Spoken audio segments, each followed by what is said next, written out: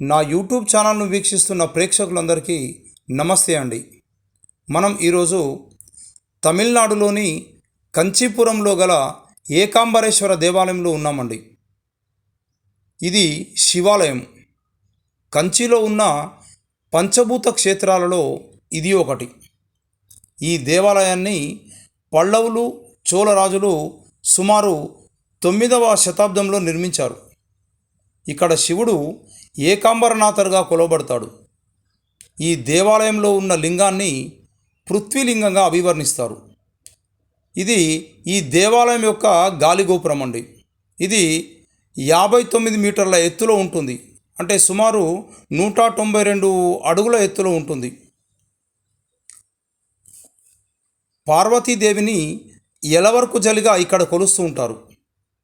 ఈ ఆలయ సముదాయము సుమారు 25 ఎకరాల విస్తీర్ణంలో ఉంటుంది. ఇచ్చట ఉన్న ఏకాంబరేశ్వరుడు భూమిని సూచిస్తాడు. అందుకే ఈ లింగాన్ని పృథ్వీలింగం అంటుంటారు.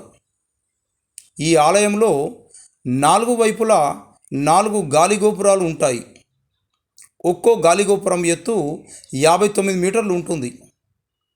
దేవాలయం లోపలి మండపంలో 1000 స్తంభాలు ఉన్నాయి. ఈ ఆలయంలో 1008 శివలింగాలు ప్రతిష్ఠించబడి ఉన్నాయండి. చూసారా, అదిగో కనిపిస్తున్నదే ఆ ప్రధాన దేవాలయం. అందులోని 1000 స్తంభాలలో ఉన్నటువంటి శిల్పకళ చాలా అద్భుతంగా ఉందండి. ఆ పల్లవరాజులు, చోళరాజులు నిర్మించినటువంటి ఆ శిల్పకళను చూసి తరించవలసిందే.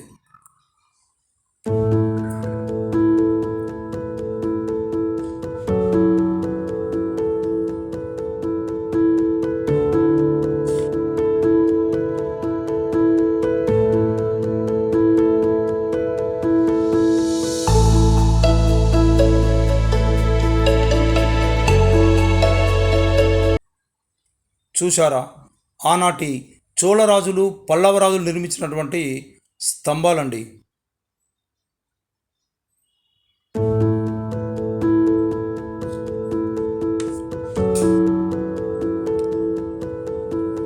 ఈ ఆలయంలో 1008 శివలింగాలు ప్రతిష్ఠించబడి ఉన్నాయి.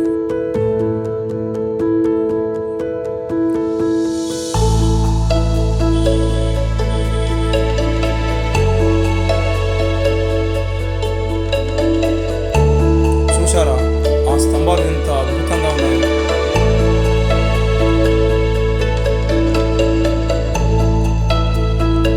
ఈ దేవాలయంలో సుమారు 3500 సంవత్సరముల వయసు గల ఒక మామిడి వృక్షం ఉందండి.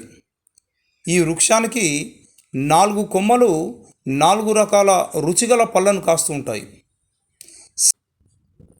సంతానం లేని దంపతులు ఈ చెట్టు కింద పడే పండు పట్టుకొని తింటే సంతానం కలుగుతుందని ఇక్కడ ప్రజల నమ్మకం. ఇంతటి ప్రాశస్త్యం గల ఈ వృక్షం యొక్క కాండమును మాత్రమే మనం ప్రస్తుతం చూడగలం. ఈ మామిడి వృక్షం యొక్క కాండాన్ని దేవాలయంలో గల అద్దాల పెట్టెలో ఉంచి భద్రపరిచారు. మరో విశేషం ఏమిటంటే, ఈ మామిడి వృక్షం కింద పార్వతీ పరమేశ్వరులు కుమారస్వామిని ఒళ్ళో కూర్చుండబెట్టుకొని దర్శనమిస్తారు. ఇక్కడే మనం తపో కామాక్షిని కూడా దర్శించుకోవచ్చండి. అయితే పూర్తి లోపల భాగాన్ని వీడియో తీయనేలేదు కాబట్టి మీకు ఆలయం యొక్క గర్భగుడిని కానీ ఇవన్నీ మామిడి వృక్షంని కూడా సరిగా వీడియో తీయలేకపోయానండి.